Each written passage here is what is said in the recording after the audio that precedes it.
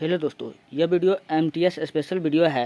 दोस्तों इस वीडियो में टोटल मैं 50 क्वेश्चन काफ़ी डिस्कशन के साथ बताऊंगा। तो चलिए वीडियो को स्टार्ट करते हैं। पहला प्रश्न आपके सामने में है, इतिहास का पिता किसे कहा जाता है। दोस्तों इतिहास का पिता हम लोग किसको कहते हैं? हेरोडोटस को कहते हैं। किसको कहते हैं? हेरोडोटस को कहते हैं। अच्छा, इसको इतिहास का पिता तो कहते ही हैं, साथ साथ इसको डेल्टा का भी पिता कहते हैं। क्या कहते हैं? डेल्टा का भी पिता पूछेगा किसको कहते हैं, तो इसी हेरोडोटस को कहते हैं। इस हेरोडोटस ने पहला डेल्टा पूछेगा कहाँ देखा था, तो ये देखा था नील नदी पर। कहाँ देखा था? नील नदी पर देखा था। और इस डेल्टा का जो आकार था भैया कैसा था, तो त्रिभुजाकार था। कैसा था? त्रिभुजाकार था। और नील नदी पर पूछेगा कि कौन सा बांध है, तो ये आसवान बांध है। कौन सा बांध है बना हुआ है? आसवान बांध बना हुआ है। चलिए बढ़ते हैं नेक्स्ट प्रश्न की ओर। अगला प्रश्न आपके सामने में है, हड़प्पा सभ्यता की खोज किस वर्ष की गई थी। दोस्तों हड़प्पा सभ्यता का जो खोज किया गया था वो 1921 ईस्वी में। कब किया गया था? 1921 ईस्वी में पंडित दयाराम साहनी द्वारा। किसके द्वारा? पंडित दयाराम साहनी द्वारा किया गया था। जबकि 1922 में मोहनजोदड़ो का खोज किया गया था। किसका किया गया था? मोहनजोदड़ो का खोज 1922 में आर.डी. बनर्जी। किसके द्वारा? आर.डी. बनर्जी, जिसको हम लोग राखल दास बनर्जी भी कहते हैं। और मोहनजोदड़ो का पूछेगा शाब्दिक अर्थ क्या होता है, तो मृतकों का टीला। क्या होता है भैया? मृतकों का टीला। चलिए बढ़ते हैं नेक्स्ट प्रश्न। अगला प्रश्न आपके सामने में है, द्वितीय जैन महासभा का आयोजन कहाँ हुआ था। दोस्तों द्वितीय पूछ रहा है, तो दूसरा जो हुआ था वल्लभी में। कहाँ हुआ था? वल्लभी कहाँ पड़ता है भैया? गुजरात में। कहाँ पड़ता है? गुजरात में। अच्छा, पहला जैन संगीति पूछेगा कहाँ हुआ था, तो पहला हुआ था पाटलिपुत्रा में। कहाँ हुआ था? पाटलिपुत्र, पटना का प्रारंभिक नाम था, पुराना नाम था। आप तो जानवे करते हैं। दोस्तों अगर आपको वीडियो अच्छा लग रहा है, हेल्पफुल लग रहा है, तो आप हमारे चैनल को सब्सक्राइब कीजिए, वीडियो को लाइक कीजिए। मैं हर रोज़ आपके लिए एमसीक्यू लाते रहता हूँ, काफ़ी इंपॉर्टेंट सब जो आज तक आपके एग्जाम में पूछे जाते हैं। अगर आपको पीडीएफ चाहिए तो आप जाइए हमारे टेलीग्राम चैनल पर, वहाँ पर इतिहास की दुनिया 99 लिख करके आप वीडियो का पीडीएफ प्राप्त कर सकते हैं। चलिए बढ़ते हैं नेक्स्ट प्रश्न की ओर। अगला प्रश्न आपके सामने में है, महात्मा बुद्ध किस क्षत्रिय कुल के थे। भगवान बुद्ध पूछ रहा है कि ये किस क्षत्रिय कुल के थे। दोस्तों भगवान बुद्ध जो था वो जो था शाक्य कुल के थे। किस कुल के थे? शाक्य कुल के थे। अच्छा, जब इसका गण पूछता ये किस गण के थे, तब आपका हो जाता ज्ञानत्रिक। लेकिन यहाँ कुल पूछ रहा है, तो कुल कौन था? शाक्य कुल था। और महात्मा बुद्ध को हम लोग लाइट ऑफ एशिया, यानी कि एशिया का प्रकाश भी हम लोग इसको कहते हैं, महात्मा बुद्ध को। ये भी बात याद रख लीजिएगा। चलिए बढ़ते हैं नेक्स्ट प्रश्न। अगला प्रश्न आपके सामने में है, निम्नलिखित में से विजयनगर राज का प्रथम राजवंश कौन था। दोस्तों विजयनगर जो साम्राज्य था आपको तो पता ही होगा, इसके अंदर जो है टोटल 4 राजवंशों ने राज किया। कौन कौन किया था, तो मैं आपको बताता हूँ। जैसे मैं याद रखता हूँ वैसे आप भी याद रखिए। कहिए मेरे साथ एक एक बार, संगम, सालुब, तुलुब, अराविडू। संगम, सालुब, तुलुब, अराविडू। तो यहाँ खोजिए कौन आपको दिख रहा है। लेकिन विजयनगर राज का प्रथम राजवंश कौन था, तो सबसे पहले संगम हुआ था, उसके बाद में सालुब, उसके बाद तुलुब, फिर अराविडू आया था। तो प्रथम न पूछ रहा है, तो प्रथम कौन हो जाएगा? संगम। और इस संगम वंश का स्थापना पूछेगा किसने किया था? हरिहर राव और बुक्का राव ने किया था, अपने पिता के नाम। इसका पिता का नाम था संगम, तो अपने पिता के नाम पर ही ने इस वंश का नाम क्या रख दिया? संगम वंश रख दिया। अपना गुरु का आदेश से इसका गुरु का नाम क्या था? माधव विद्यारमन, उन्हीं के आदेश पर। चलिए बढ़ते हैं नेक्स्ट प्रश्न। अगला प्रश्न आपके सामने में है, किसने दरबार में सिजदा घुटनों पर बैठकर शीश नवाना एवं पाबोस, जिसको हम लोग कहते हैं पाँव को चूमना, परिपाटी मतलब यह प्रथा चलाई। यह प्रथा किसने चलाया था भैया? तो घुटनों के बलबूते पर बैठ करके पाँव को चूमना, यह जो था प्रथा किसने चलाया था? बलबन ने चलाया था। किसने चलाया था? बलबन ने। दोस्तों बलबन ने लाशों का सीढ़ी बनाकर गद्दी पे बैठा। और बलबन जो था तुर्क एक अमीर तुर्कानी ए चहलगानी, एक ग्रुप था तुर्कानी ए चहलगानी, इसको बनाया था। किसने बनाया था? इल्तुतमिश ने बनाया था। लेकिन गद्दी पर बैठते ही इन्होंने तुर्कानी ए चहलगानी ग्रुप को समाप्त कर दिया। और जो किसके द्वारा बनाया गया था? इल्तुतमिश के द्वारा बनाया गया था। और इन्होंने राजस्व सिद्धांत दिया था। क्या दिया था भैया? राजस्व सिद्धांत भी पूछेगा किसने दिया था, तो बलबन ने ही दिया था। चलिए बढ़ते हैं नेक्स्ट प्रश्न। अगला प्रश्न आपके सामने में है, सुभाष चंद्र बोस ने सिंगापुर में दिल्ली चलो का नारा कब दिया था। तो दोस्तों सुभाष चंद्र बोस ने सिंगापुर में दिल्ली चलो का जो नारा दिया था वो दिया था 1943 में दिया था। कब दिया था? 1943 में। अच्छा, दिल्ली चलो पूछे या पूछेगा तुम मुझे खून दो मैं तुम्हें आज़ादी दूंगा, मैं तुम्हें आज़ादी दूंगा, तो यह भी नारा किसने दिया था? सुभाष चंद्र बोस ने। और इसके बारे में याद रख लीजिएगा, दिल्ली चलो जय हिंद, क्या याद रख लीजिएगा, अच्छा जय हिंद किसने दिया था, सुभाष चंद्र बोस ने, किसने दिया था, सुभाष चंद्र बोस, हाँ ये भी यही दिया था। चलिए बढ़ते हैं नेक्स्ट प्रश्न, अगला है कि सूफी को बख्तियार काकी भाग्यवान रोटी, किस सूफी को बख्तियार काकी कहा गया, यानी भाग्यवान रोटियों वाला भी इसको कहा जाता है। किसको कहा गया था दोस्तों, ये कहा गया था, किसको कहा गया था, ये कहा गया था सलीम चिश्ती को। किसको कहा गया था, सलीम चिश्ती को। चलिए बढ़ते नेक्स्ट प्रश्न, अगला है किस सूफी संत ने कहा था कि हनूज दिल्ली दूरस्त, अभी दिल्ली दूर है, इसका अर्थ क्या होता है, अभी दिल्ली दूर है, यह किसने कहा था, तो शेख निजामुद्दीन औलिया, किसने कहा था, शेख निजामुद्दीन औलिया। और ये शेख निजामुद्दीन औलिया दो आदमी का गुरु था, एक तो आप याद रख लीजिएगा अमीर खुसरो, जिसको हम लोग खड़ी बोली का जनक कहते हैं, कव्वाली का जनक कहते हैं, अमीर खुसरो। और याद रख लीजिएगा MBT मोहम्मद बिन तुगलक, जिसको हम लोग पागल बादशाह, सनकी सुल्तान, रक्त पिपासु सुल्तान, स्वप्नशील बादशाह, इतने नाम से हम लोग जानते हैं, विद्वान मूर्ख, ये सब किसका नाम था, मोहम्मद बिन तुगलक के नाम से जानते थे। ये इसका भी गुरु था, तुगलक वंश में जो था गयासुद्दीन तुगलक का बेटा कौन था, मोहम्मद बिन तुगलक। तुगलक वंश का स्थापना किसने किया था, गयासुद्दीन तुगलक, और उसी का बेटा कौन था, मोहम्मद बिन तुगलक। और गयासुद्दीन तुगलक का जो था ये शेख निजामुद्दीन औलिया से बनता नहीं था। तो जब ये नहीं बनता था, जब ये दक्षिण अभियान में था गयासुद्दीन तुगलक, तो दक्षिण भारत में था, तो उन्होंने आदेश दिया कि मेरे आने से पहले बोल दिया जाए कि शेख निजामुद्दीन औलिया को दिल्ली खाली करने के लिए।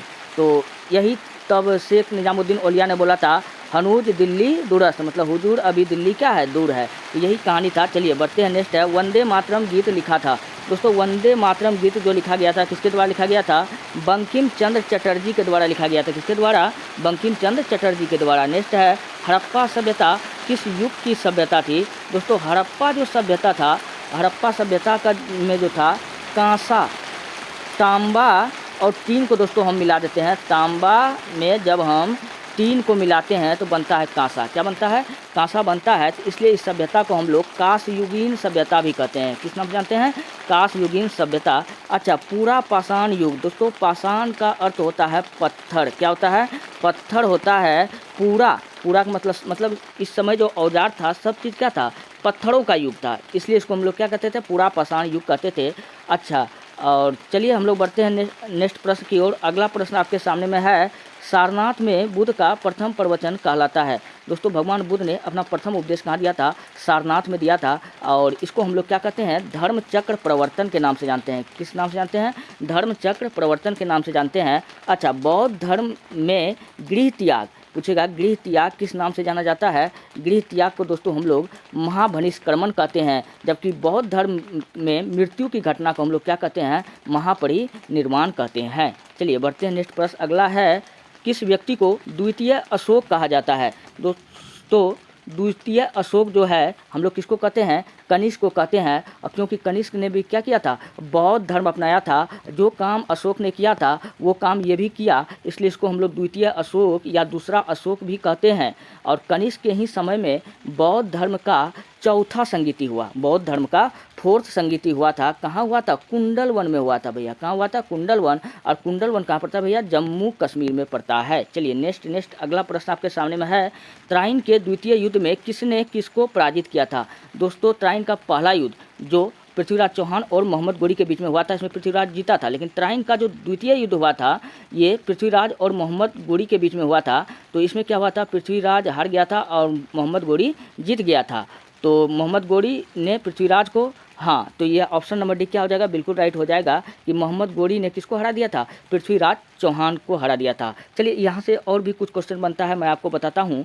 अच्छा क्वेश्चन पूछ लिया जाएगा कि पृथ्वीराज के दरबार में कवि जो रहता था, इसका राज कवि कौन था, तो चंदवरदाई। कौन था, चंदवरदाई, चंदवरदाई। और चंदवरदाई का किताब का नाम पूछेगा तो आपको बताना पृथ्वीराज रासो, क्या था, पृथ्वीराज रासो। चलिए बढ़ते हैं नेक्स्ट प्रश्न, अगला है कश्मीर का शासक जो कश्मीर का अकबर के नाम से जाना जाता है वह है दोस्तों, हम लोग किसको कश्मीर का अकबर कहते हैं, तो हम लोग कश्मीर का अकबर हम लोग कहते हैं जैनुन आबदीन, इसको हम लोग पूरा कर सकते हैं जैनुन मोहम्मद आबदीन के नाम से जानते हैं इसको हम लोग कश्मीर का अकबर कहते हैं। क्यों कहते हैं कि जितना काम अकबर किया था, जो सब काम लगभग ये काम इन्होंने भी किया था, इसलिए इसको हम लोग क्या कहते हैं, कश्मीर का अकबर कहते हैं। नेक्स्ट प्रश्न आपके सामने में है, चार मीनार का निर्माण किसने कराया था। दोस्तों चार मीनार कहाँ है, हैदराबाद में है। इसको किसने निर्माण कराया था, कुली कुतुब शाह। किसने किया था, कुली कुतुब शाह ने किया था। ऑप्शन नंबर सी क्या हो जाएगा, बिल्कुल राइट हो जाएगा।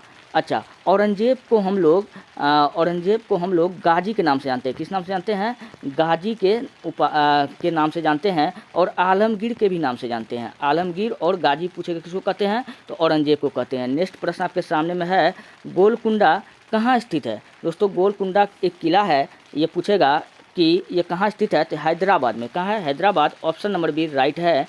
नेक्स्ट प्रश्न आपके सामने में है, शिवाजी के राजनीतिक गुरु एवं संरक्षक कौन थे। तो शिवाजी के महाराज के जो राजनीतिक गुरु और संरक्षक थे वो थे दादाजी कौंडदेव। कौन थे, दादाजी कौंडदेव। ऑप्शन सी क्या हो जाएगा, बिल्कुल राइट हो जाएगा। अच्छा, शिवाजी के दरबार में दोस्तों रहता था अष्टप्रधान।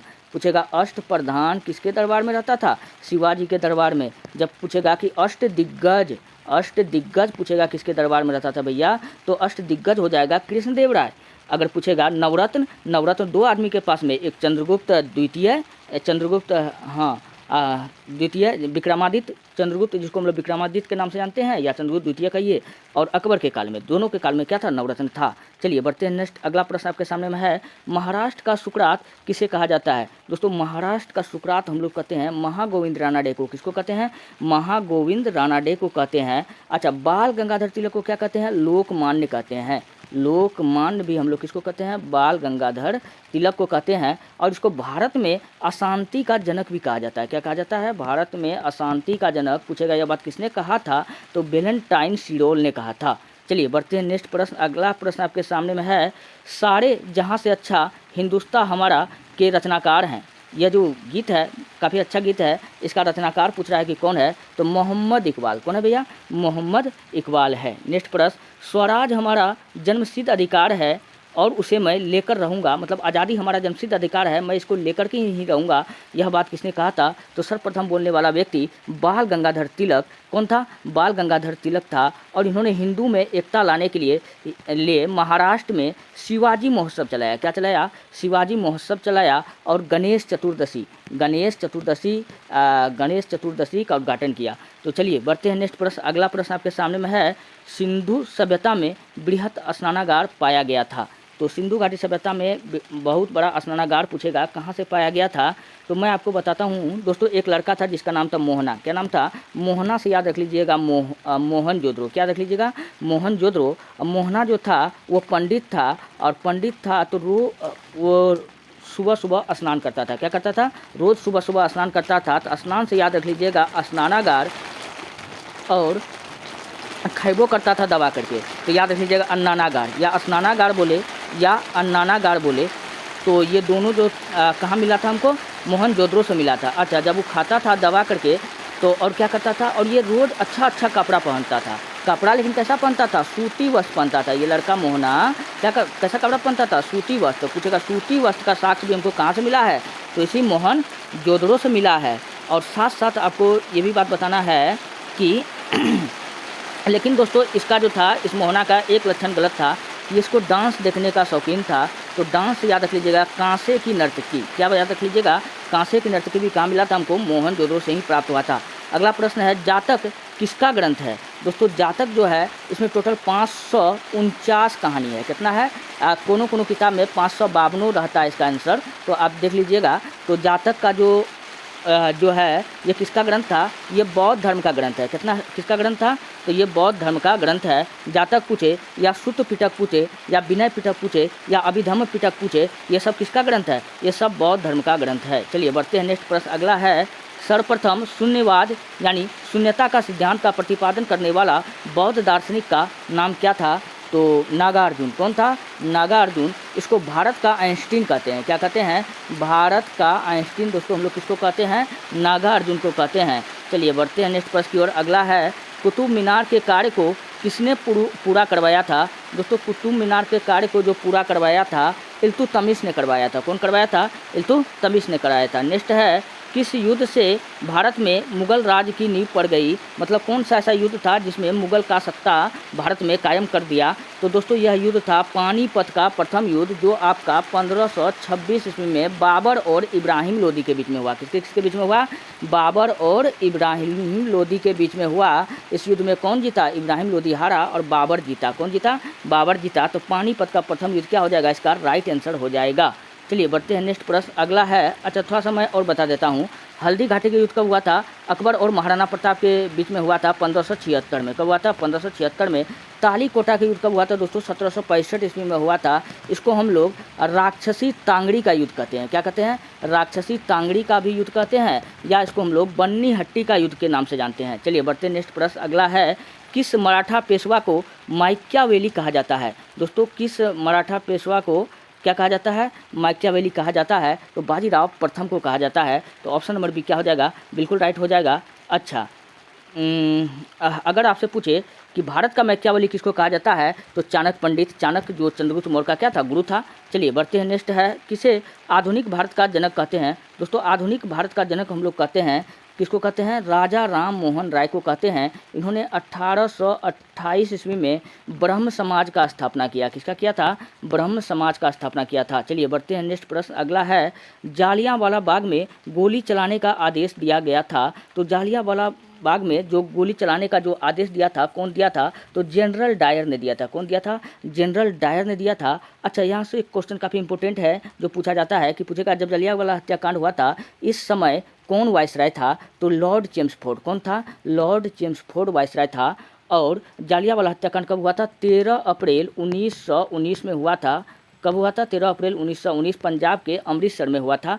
ये बात याद रख लीजिएगा। वहाँ पे एक जालियांवाला बाग है, वहीं पे यह घटना घटा था। अच्छा इस घटना में एक लड़का था जिसका नाम था उद्धम सिंह। क्या नाम था? उद्धम सिंह। जब यह घटना घट गया तो इस घटना ने उनको काफ़ी दुख पहुंचाया और जाकर के लंदन के केस्टन हॉल में एमओ डायर को गोली मार दिया। किसको मारा था? इसी गोली कौन चलाया था इसमें? जनरल डायर ने एमओ डायर को आदेश दिया था कि भैया आप क्या कीजिए, यहाँ पे गोली चलाइए। अंधाधुंध आदमी मारा गया था। इसी घटना का कारण क्या था? उद्धम सिंह। आप याद रख लीजिएगा, ये भी प्रश्न कई बार पूछा जाता है, किसने विदेश में जाकर को अंग्रेजों को ठोका था? तो उद्धम सिंह। चलिए बढ़ते नेक्स्ट प्रश्न आपके सामने में है, हड़प्पा कालीन मुहरे अधिकांशतः बनी होती थी। दोस्तों यहाँ का चाहे मुद्रा बोले या मोहर बोले, ये किसका बना हुआ करता था? ये सेल खड़ी का बना हुआ करता था। तो ऑप्शन नंबर 1 क्या हो जाएगा? राइट हो जाएगा। नेक्स्ट है, किस ग्रंथ में चंद्रगुप्त मौर्य के लिए विरसल, विरसल का अर्थ होता है निम्न कुल। क्या होता है? निम्न कुल शब्द का प्रयोग किया गया है। तो दोस्तों मुद्रा राक्षस में किया गया है। किस में किया गया है? मुद्रा राक्षस में किया गया है। अच्छा मुद्रा राक्षस से पूछेगा किस वंश की जानकारी मिलती है? तो इससे दोस्तों हमको मौर्य वंश की जानकारी मिलती है। किससे मिलती है? मौर्य वंश की जानकारी मिलती है। और मुद्रा राक्षस का पूछेगा कि लेखक कौन था? दोस्तों मुद्रा राक्षस का जो लेखक था विशाख दत्त। कौन था? विशाख दत्त। चलिए नेक्स्ट है, अगला प्रश्न आपके सामने में है, राजिया सुल्तान किसकी बेटी थी? दोस्तों जो राजिया सुल्तान थी वो इल्तुतमिश की बेटी थी। किसकी बेटी थी? इल्तुतमिश को हम लोग गुलामों का गुलाम कहते हैं। ये बात याद रख लीजिएगा। और चलिए बढ़ते हैं नेक्स्ट प्रश्न की ओर। अच्छा राजिया सुल्तान जो थी दिल्ली की प्रथम महिला सुल्तान थी। ये बात याद रख लीजिएगा। चलिए अगला है, भारत में सबसे पहले तोप खाने का प्रयोग किसने किया था? दोस्तों भारत में सबसे पहले तोप खाने का प्रयोग जो किया था बाबर ने किया था। कब किया था? 1526 ईस्वी में पानीपत के युद्ध को जीतने के लिए किया था। तो यह जो तोप जो इसका चला रहा था, इसका जो तोपची था उसका नाम था उस्ताद अब्बा खान। चलिए बढ़ते हैं नेक्स्ट प्रश्न की ओर। अगला है, किसने लड़ाकू पेशवा और हिंदू शक्ति का अवतार कहा जाता है? दोस्तों लड़ाकू पेशवा और हिंदू शक्ति का अवतार किसको कहते हैं? बाजीराव प्रथम को कहते हैं। ऑप्शन नंबर 1 क्या हो जाएगा? बिल्कुल राइट हो जाएगा। नेक्स्ट है, पानीपत की तीसरी लड़ाई कब हुआ था? दोस्तों पानीपत का जो तीसरी लड़ाई हुआ था 1761 में हुआ था। जब पूछेगा किसके किसके बीच में हुआ था, तो अफगान शासक अहमद शाह अब्दाली और मराठा साम्राज्य के बीच में हुआ था। तो यहाँ पर देखिए ऑप्शन कौन देख रहा है? पेशवा बालाजी। हाँ ये हो जाएगा, ऑप्शन नंबर ए हो जाएगा। ये तो मराठा साम्राज्य का था ना, बाजीराव। चलिए बढ़ते हैं नेक्स्ट प्रश्न। अगला है, 1857 के विद्रोह में कानपुर में सैनिक का नेतृत्व किसने किया था? दोस्तों 1857 में पूछ रहा है कि कानपुर से 1857 का विद्रोह किसने किया था। याद रख लीजिएगा काना नाना, क्या याद रख लीजिएगा काना नाना, तो यानी कानपुर से किया था तो नाना साहब ने किया था। किसने किया था? नाना साहब ने किया था। अच्छा, तात्या टोपे पूछेगा किसको 1857 की क्रांति में इन्हीं के मित्र द्वारा इनको धोखा दिया गया था, तो तात्या टोपे को धोखा दिया गया था। रानी लक्ष्मीबाई का बचपन का नाम था मनु या मणिकर्णिका, मनु या मणिकर्णिका या छबीली बाई। छबीली बाई दोस्तों इसको दादाजी प्यार से कहा करते थे। चलिए बढ़ते हैं नेक्स्ट प्रश्न। अगला है महाराष्ट्र में गणपति उत्सव आरंभ करने का श्रेय किसको जाता है, मतलब कौन शुरू किया था। तो मैंने बताया हिंदुओं में एकता लाने के लिए शिवाजी महोत्सव और गणपति उत्सव का आयोजन किसने किया था। ये किया था बाल गंगाधर तिलक, जिसको हम लोग लोकमान्य के नाम से जानते हैं। नेक्स्ट है आर्य भारत में संभवतः आए थे। दोस्तों जो आर्य थे वो मध्य एशिया से आए थे। कहाँ से आए थे? मध्य एशिया से आए थे। और आर्यों का विजय का क्या कारण था? लोहे का हथियार। क्या था? लोहे का हथियार। क्योंकि आपको सिंधु घाटी सभ्यता में पता होगा, इससे पहले जो था सिंधु घाटी सभ्यता में वो लोग लोहा से अपरिचित था, लेकिन आर्य के पास में लोहे का हथियार था, इसलिए वो विजयी हुए। चलिए नेक्स्ट है पुराणों की संख्या कितनी है। अष्टादश, 18। कितना है? पुराणों की संख्या कितना है? 18 है भैया। कितना है? 18 है। जबकि वेद पूछेगा कितना है तो 4 है। वेदांग पूछेगा कितना है तो 6 है। चलिए बढ़ते हैं नेक्स्ट प्रश्न। अगला है पाटलिपुत्र को किस शासक ने सर्वप्रथम अपनी राजधानी बनाया था। दोस्तों पाटलिपुत्र को अपनी राजधानी बनाया था किसने बनाया था? उदयन ने बनाया था। किसने बनाया था? उदयन ने बनाया था।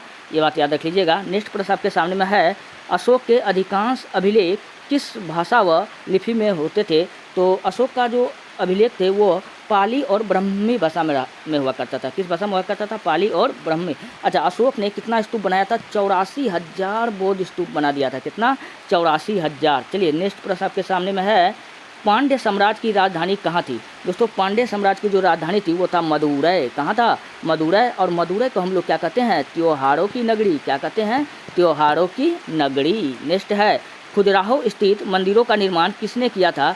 तो खजुराहो स्थित जो था स्थित मंदिरों का निर्माण जो किसने किया था वो किया था किसके द्वारा किया गया था? वो किया गया था बुंदेल राजपूत के द्वारा किया गया था।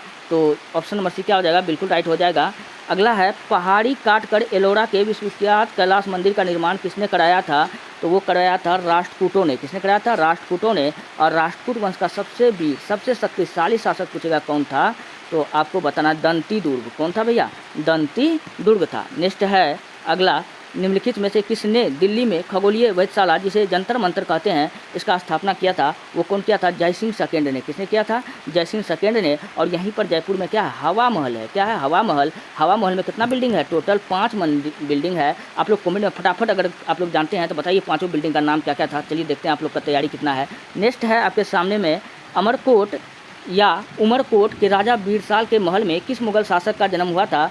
तो ये दोस्तों हुमायूं का बेटा अकबर का जन्म हुआ था। किसका हुआ था? अकबर का जन्म हुआ था। पंजाब के राजा था। ये कहाँ के राजा थे? पंजाब के राजा था। तो ऑप्शन नंबर सी क्या हो जाएगा? बिल्कुल राइट हो जाएगा। चलिए किसे अंतिम महान पेशवा कहा जाता है। तो दोस्तों किसको? माधव राव नारायण को क्या कहा जाता है? अंतिम पेशवा कहा जाता है। नेक्स्ट है भक्ति आंदोलन के प्रारंभिक प्रतिपादक थे। तो दोस्तों भक्ति आंदोलन का जो प्रतिपादक थे वो कौन थे? प्रारंभिक रामानुज आचार्य थे। ऑप्शन नंबर 1 क्या हो जाएगा? बिल्कुल राइट हो जाएगा। नेक्स्ट है नृप निर्माता के रूप में किन्हें जाना जाता है। दोस्तों नृप निर्माता के रूप में जो जाना जाता है वो किसको जाना जाता है? सैयद बंधु को जाना जाता है। किसको जाना जाता है? तो सैयद बंधु को जाना जाता है। अच्छा, इसको हम लोग किंग मेकर कहते हैं। क्या कहते हैं? इसी को हम लोग किंग मेकर कहते हैं, क्योंकि औरंगजेब के मरने के बाद जो था सारा शासन का बागडोर सैयद बंधु के हाथ में था। ये जब चाहता मुगल बादशाह को ताश के पत्तों की तरह बदल देता था, कपड़े के जैसा बदल देता था। सारा शक्ति किसके पास में था? सैयद बंधु के पास में था। चलिए 50वां नंबर का प्रश्न है किसके द्वारा बंगाल और बिहार का अस्थायी बंदोबस्त लागू किया गया था। तो वो किसके द्वारा किया गया था? तो लॉर्ड कॉर्नवालिस।